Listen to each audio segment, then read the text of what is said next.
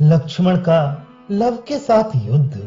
श्री रामदास जी बोले, कुश आश्रम पर पहुंचे तो वहां वाल्मीकि तथा सीता को उस दिन का वृतांत सुनाया और स्नान करने के लिए गंगा जी को चले गए। इधर लव कुछ मुनि कुमारों के साथ खेलने लगे। इसी बीच जहां वे सब खेलते रहे, उसी तरफ से अश्वमेध का घोड़ा चारों ओर घूमकर राम की यज्ञशाला में जा रहा था। उसे देखते ही कौतुकवश लड़कों ने घेर दिया। लव ने आगे बढ़कर घोड़े को पकड़ा और अपनी कुटिया के किनारे ले जाकर एक वृक्ष में बांध दिया। लड़के फिर खेलने लगे। उसी समय आकाश में पुष्पक विमान पर बैठे हुए शत्रुघ्न ने देखा तो बहुत हंसे। उन्होंने सोचा कि बच्चों ने खिलवाड़ किया है। शत्रुघ्न ने दूतों से कहा, जाओ और घोड़े को वहां से छीन ले आओ। दूत लव के पास पहुंचे। त्यों ही लव ने एक तिनका उठाया और वायव्य मंत्र से अभिमंत्रित करके उन पर डाल दिया। उसके डालते ही बड़े जोर से आंधी चलने लगी और शत्रुघ्न तथा उनके सैनिक हाथी, घोड़े, रथ आदि आकाश में भौरे की तरह उड़ने लगे। ये समाचार सुनकर राम ने अपने यहां से सुग्रीव, अंगद, नील, जामवान, नल, सुमंत्र, भरत, हनुमान, गरुण, विभीषण, सुषेण तथा देश देशांतर से आए हुए राजाओं को शत्रुघ्न की सहायता के लिए भेजा। इनके अतिरिक्त द्विविध, दधिवक्त्र आदि वानर तथा मकरध्वज आदि वीर गर्व के साथ युद्ध भूमि की ओर दौड़ पड़े। इतनी बड़ी सेना के सामने देखकर लव ने एक साधारण धनुष को, जो घोड़ा छुड़ाने के लिए आए हुए किसी सैनिक का गिर पड़ा था, उसको हाथ में लिया, पीठ पर तरकस बांधी और युद्ध करने के लिए धनुष का भयंकर टणकार करके मन में सोचने लगे, मेरे चाचा आदि युद्ध करने के लिए सामने खड़े हैं। मैं समर भूमि में इनके ऊपर अपने तीक्ष्ण बाण कैसे चलाऊंगा। स्वजनों का वध करने पर माता सीता तथा रामचंद्र जी मेरे इस दुष्कर्म को भला कैसे सहेंगे। ऐसी अवस्था में मैं क्या करूं।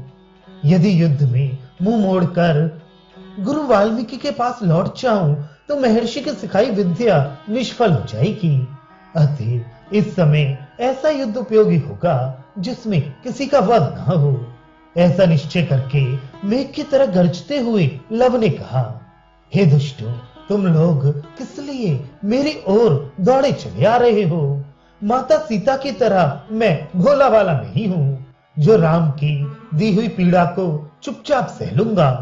देख लो, सीता के क्लेश रूपी अग्नि को बुझाने वाले मैं मेघ हूं। सीता की उष्ण उच्छ्वास की उग्र ज्वाला के सामने आज तुम सबका पुरुषार्थ स्पष्ट रूप से संसार के सामने उपस्थित होगा और दुनिया देखेगी। इस प्रकार पहले लव ने अपने वचन रूपी बाणों से शत्रुओं के हृदय पर प्रहार किया। तदनंतर अपने मोहनास्त्र से वहां उपस्थित सारी सेना को मूर्छित कर दिया। इस तरह विजय प्राप्त करके लव ने सुमंत्र और भरत को अपनी काख में दबा लिया। हाथों से हनुमान जी तथा सुग्रीव को पकड़कर सुमंत्र और भरत को अपनी काख में दबाए प्रसन्नता पूर्वक माता के पास ले गए और सीता को दिखाया। उन वानरों को मोहनास्त्र से मोहित देखकर सीता ने उन्हें लव के हाथ से छुड़ा दिया। उधर जब राम ने यह सुना कि लव मोहनास्त्र से सैनिकों को मोहित करके सुग्रीव आदि को पकड़ ले गया है, तब एकांत में लक्ष्मण से कहने लगे, हे लक्ष्मण, इस प्रकार का पुरुषार्थ तो रावण भी नहीं दिखा सका था जैसा कि यहाँ वह छोकरा दिखा रहा है। इस विषय में क्या करना चाहिए, यह मैं कुछ भी सोच ना सका हूं। इस प्रकार राम की बात सुनकर लक्ष्मण ने कहा, आप कुछ चिंता न करें, मैं अभी आता हूं और क्षण मात्र में उस बच्चे को बंदी बनाकर आपके पास लाता हूं। ऐसा कहकर लक्ष्मण रथ पर बैठे और वेग के साथ चल दिए। एक बड़ी सेना और मंत्रियों के साथ लक्ष्मण थोड़ी ही देर में आश्रम के पास जा पहुंचे। जब लव ने सुना कि लक्ष्मण आए हैं तो स्वयं उसके सामने गए। लक्ष्मण ने जो सुंदर और सुकुमार। किंतु वीर बालक को सामने देखा तो कृपा पूर्वक कहने लगे, देखो बच्चे, अब मैं आया हूं, मेरे सामने किसी तरह की दुष्टता न करना। तुम मेरे सामने नहीं ठहर सकते, जाओ चले जाओ, नहीं तो अब तुम नहीं बचोगे। अभी हमें तुम्हारे मुख से बाकी रामचरित्र सुनना है, इसलिए नहीं मार रहा हूं। हे अबोध बालक, तुमने कई बार राम का अपराध किया है, मैं सब जानता हूं, फिर भी मैं तुमको नहीं मारूंगा। यदि तुम्हें अपने प्राणों का लोभ हो तो तुमने जिन लोगों को पकड़ लिया है उन्हें लाकर हमें दे दो और घोड़े को लेकर मेरे साथ रामचंद्र जी की शरण में चलो। इस तरह लक्ष्मण की बातें सुनकर लव ने कहा, बेचारी सीता के ऊपर अपनी वीरता दिखलाने वाले तुमको और राम को मैं अच्छी तरह जानता हूं।